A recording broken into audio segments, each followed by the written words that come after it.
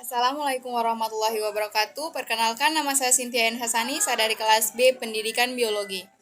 Baik, di sini saya akan memaparkan materi biologi sel, yaitu replikasi DNA. Struktur molekul DNA. DNA adalah materi genetik dan membawa informasi tersebut pada urutan basanya. Model DNA yang ditemukan oleh Watson dan Crick menunjukkan bahwa pasangan basa dapat menjadi dasar mekanisme pengandaan molekul DNA. Karena nukleotida berpasangan, maka satu untai DNA dapat menjadi cetakan atau template untuk untai yang lain. 3 model replikasi yang diusulkan pada tahun 1950-an. Yang pertama, konservatif model, yang kedua, semi-konservatif model, yang ketiga, dispersif model. Replikasi DNA. Replikasi merupakan peristiwa sintesis DNA atau autokatalisis karena DNA mampu mensintesis diri sendiri. Replikasi DNA dapat terjadi dengan adanya sintesis rantai nukleotida baru dari rantai nukleotida lama. Melalui proses menggunakan komplementasi pasangan basa untuk menghasilkan suatu molekul DNA baru yang sama dengan molekul DNA lama. Proses yang terjadi tersebut dipengaruhi oleh enzim helikase, enzim polimerase, dan ligase. Semi-konservatif model.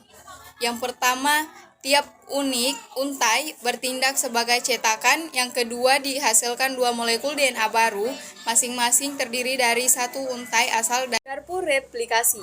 Garpu replikasi atau cabang replikasi ialah bangun yang terbentuk ketika DNA bereplikasi.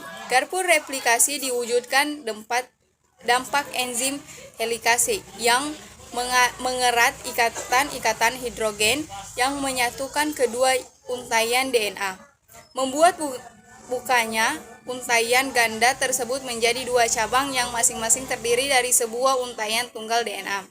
Masing-masing cabang tersebut menjadi cetakan untuk pembentukan 2 untaian DNA baru berdasarkan urutan nukleotida komplementernya. DNA polimerase membentuk untaian DNA baru dengan memperpanjang oligonukleotida yang diwujudkan oleh enzim primase dan disebut primer. Pembentukan leading strand. Pada replikasi DNA, untaian pengawal atau leading strand ialah untaian DNA yang disintesis dengan arah 5 sampai 3 secara berkesinambungan. Pada untaian ini, DNA polimerase mampu membentuk DNA menggunakan ujung 3 sampai OH lepas dari sebuah primer RNA, dan sintesis DNA berlaku secara berkesinambungan searah dengan arah pergerakan garpu replikasi. Pembentukan leading strand. Leading strand ialah untaian DNA yang terletak pada sisi-sisi yang berseberangan dengan leading strand pada garpu replikasi. Untaian ini disintesis dalam segmen-segmen yang disebut fragmen Okazaki. Pada untaian ini, primase membentuk primer RNA, DNA polimerase.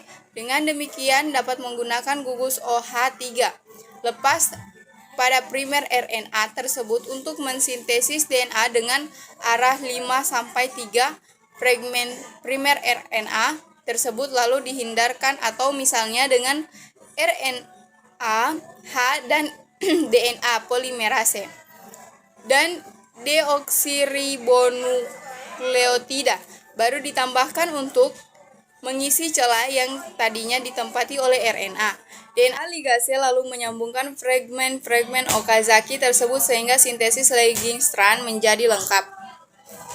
Dinamika pada garpu replikasi. Bukti-bukti yang ditemukan belakangan ini memandukan bahwa enzim dan protein yang terlihat dalam replikasi DNA tetap ada pada garpu replikasi, sementara DNA membentuk gelung untuk mempertahankan pembentukan DNA kedua arah. Hal ini yaitu dampak dari interaksi sel DNA polimerase, sliding clamp, dan clamp leader. Terima kasih. Wassalamualaikum warahmatullahi wabarakatuh.